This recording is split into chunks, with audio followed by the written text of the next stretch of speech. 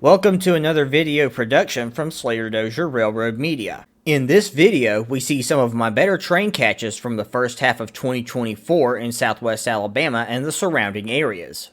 We begin this video in Biloxi, Mississippi with CSX M601 led by CSXT 4763, a fairly new flared radiator ST70AC rebuild.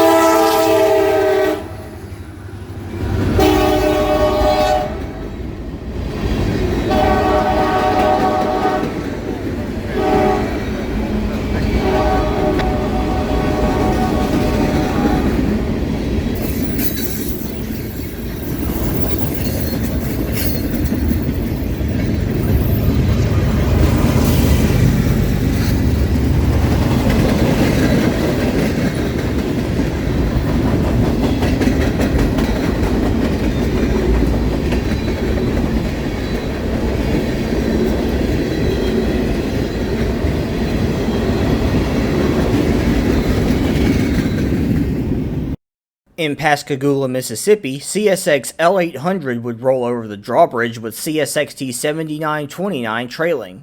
This Dash 8 is unique since it was the only ex-LMS Dash 8 that CSX let out of storage in late 2023 and early 2024. However, CSX would store this engine soon after I recorded this video.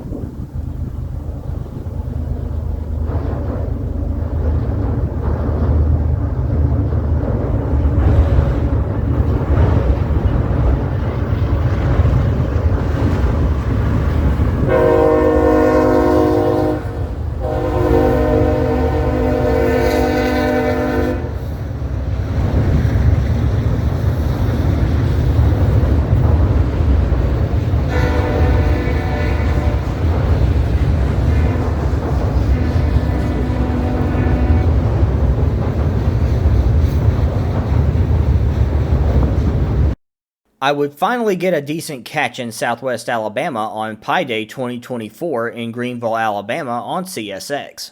Mullet Motor Heritage Unit CSXT 1972, painted to honor the family line system, would trail third of 4 on its maiden voyage on CSX M605.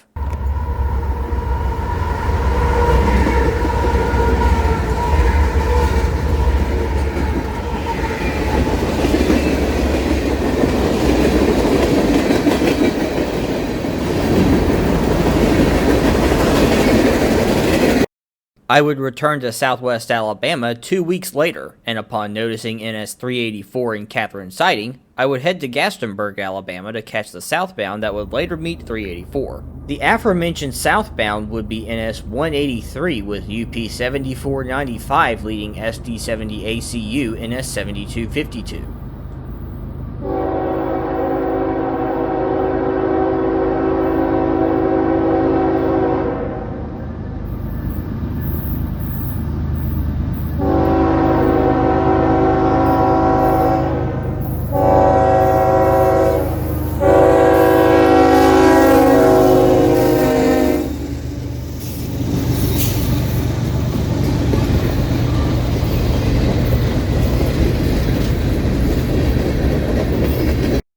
NS 384 would come north after 183 passed with more UP power trailing.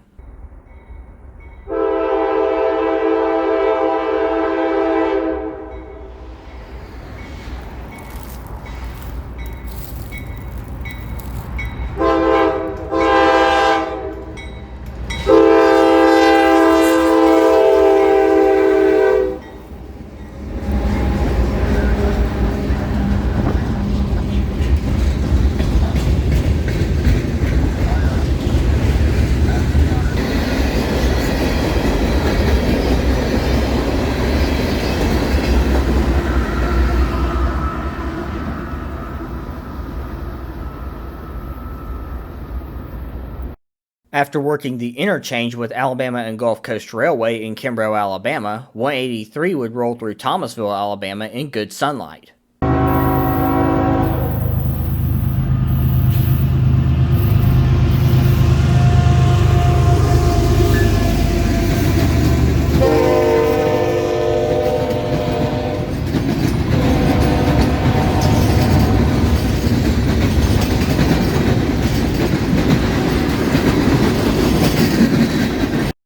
The next morning, I would head to Sunflower, Alabama to catch NS 385, which had SD70 Mac WFRX 8871 trailing NS 4547.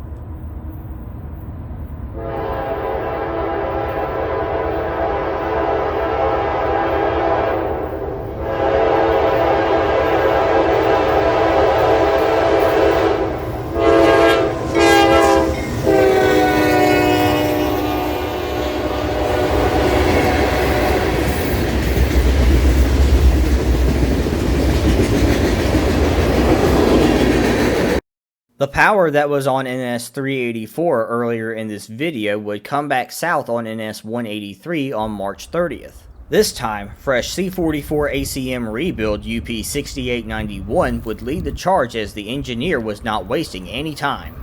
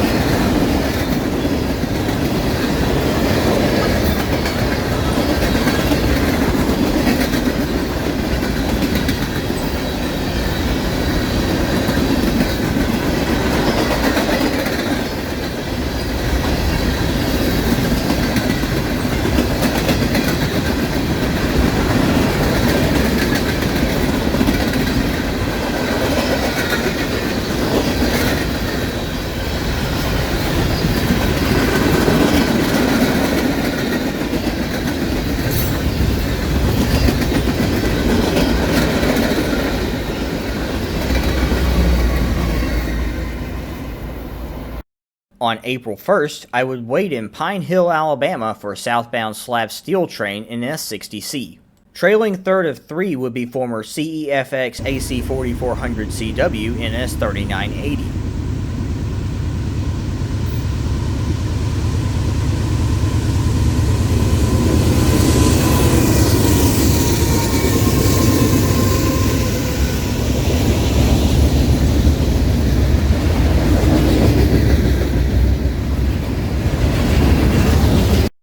After meeting 60C at Sunny South, NS 1066, Norfolk Southern's New York Central Heritage Unit, would lead NS 384 north.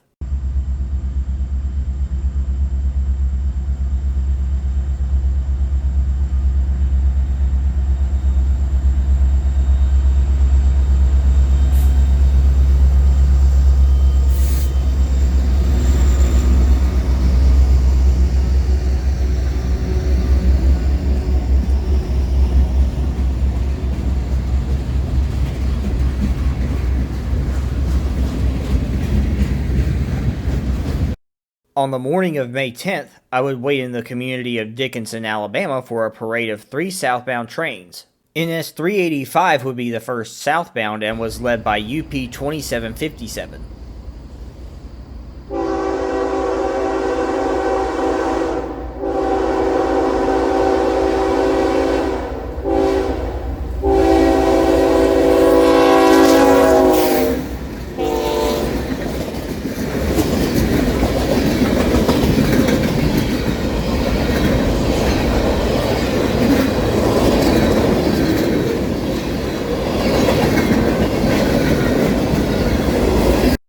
NS 071, which is Norfolk Southern's ID for AGR 411S, would be the next train through Dickinson.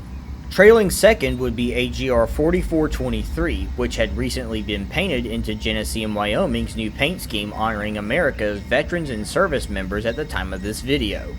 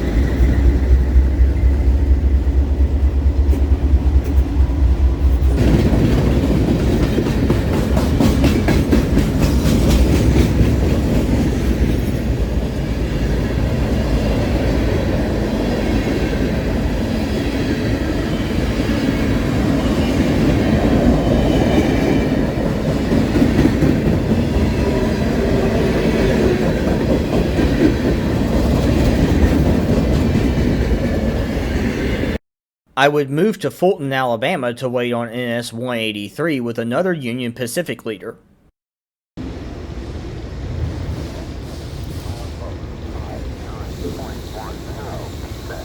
UP 2690 would lead the 1x1 lash-up of Tier 4 GEVOs past Bassett's Creek and Scotch Lumber.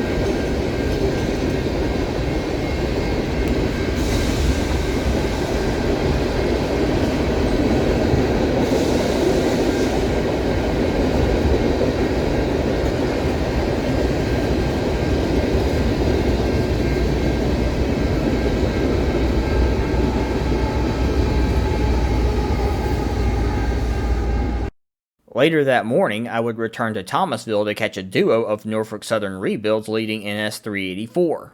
SD-70 ACU NS 7285 and SD-70 ACC NS 1850 would carefully lead 384 down Thomasville Hill, which is one of the steepest grades on the 3B South.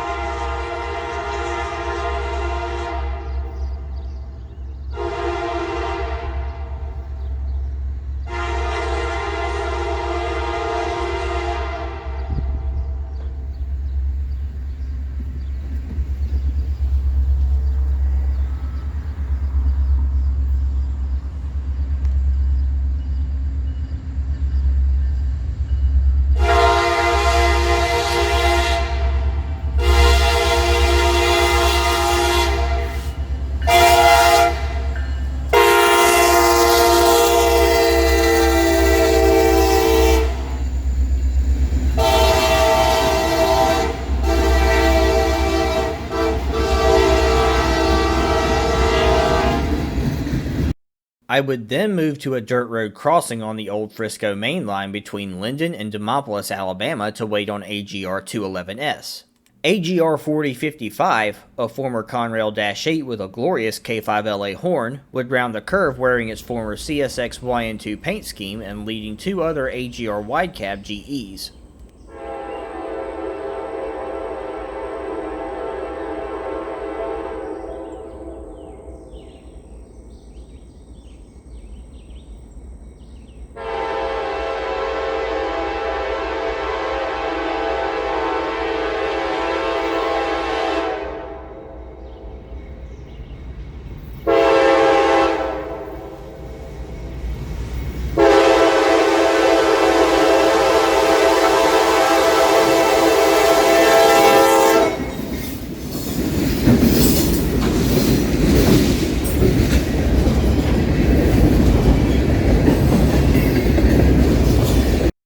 Knowing that AGR 4423 would lead NS 070 back north, I would wait in downtown Thomasville for the train to come into view around midnight.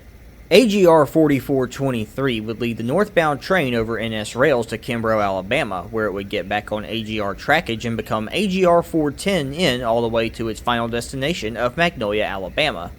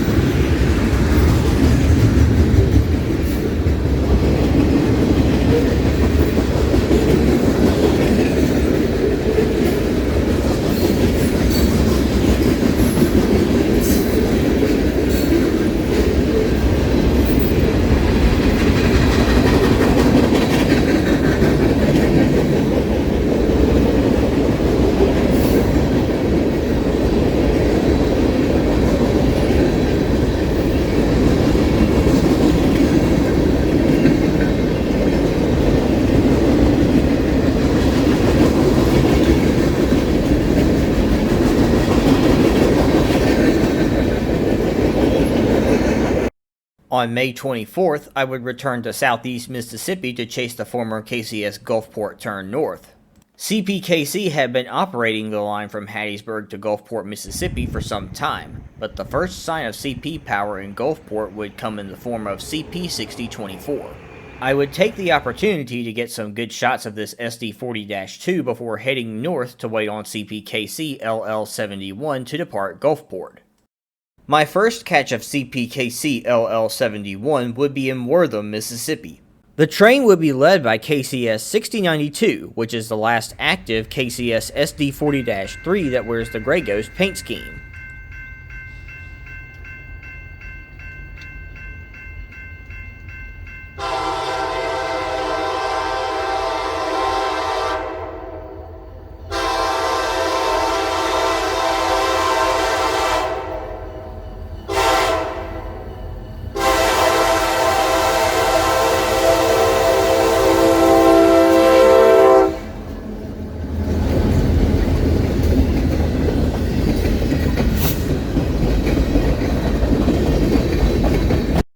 I would catch the Gulfport local again just north of McHenry, Mississippi.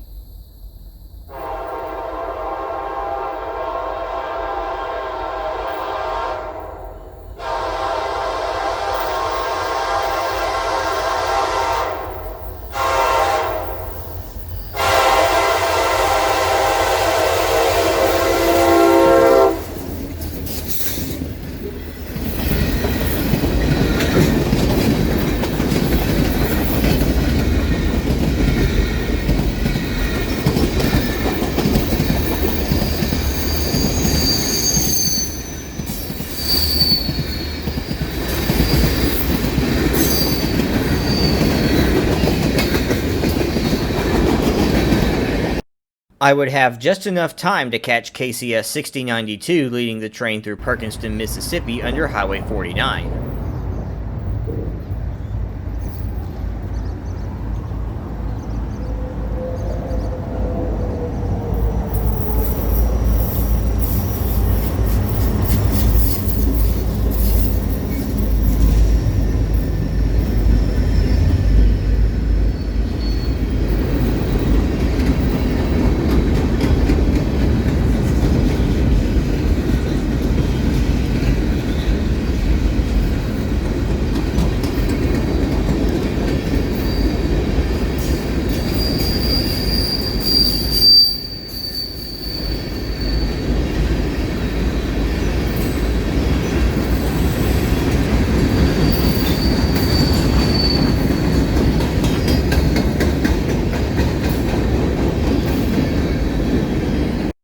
The train would then roll through Wiggins, Mississippi at restricted speed.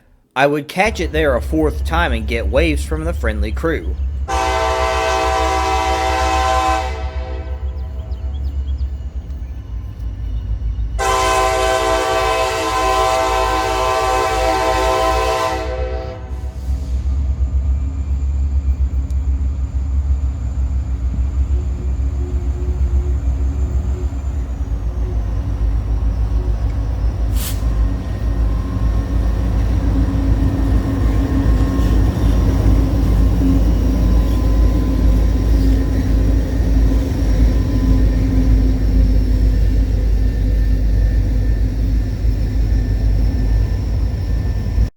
I would catch LL-71 one more time just south of McLaurin, Mississippi. A nearby defect detector clocked them at 47 miles per hour as they flew by towards Hattiesburg.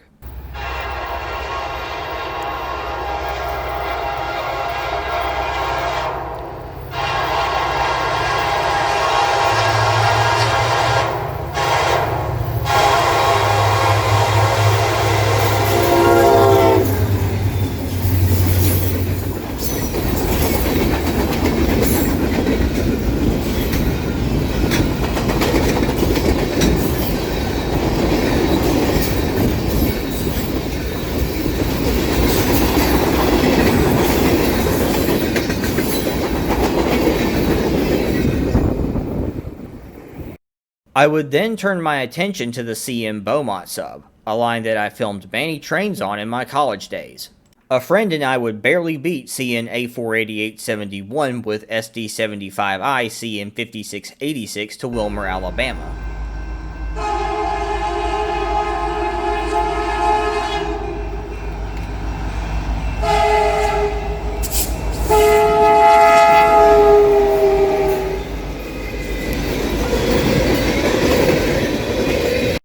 We would then move to Agricola, Mississippi to catch Mississippi Export Train 51 rolling north with MSC 66 leading the way.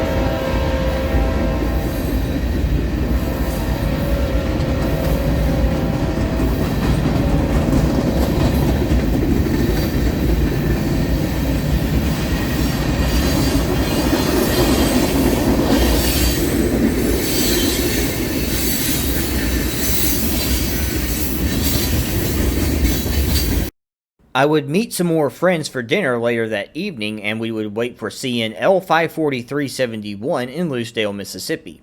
A pair of Grand Trunk Western GP38-2s would be the power for L543, with the 5852 leading the 4902 towards the Mississippi Export Interchange in Evanston, Mississippi.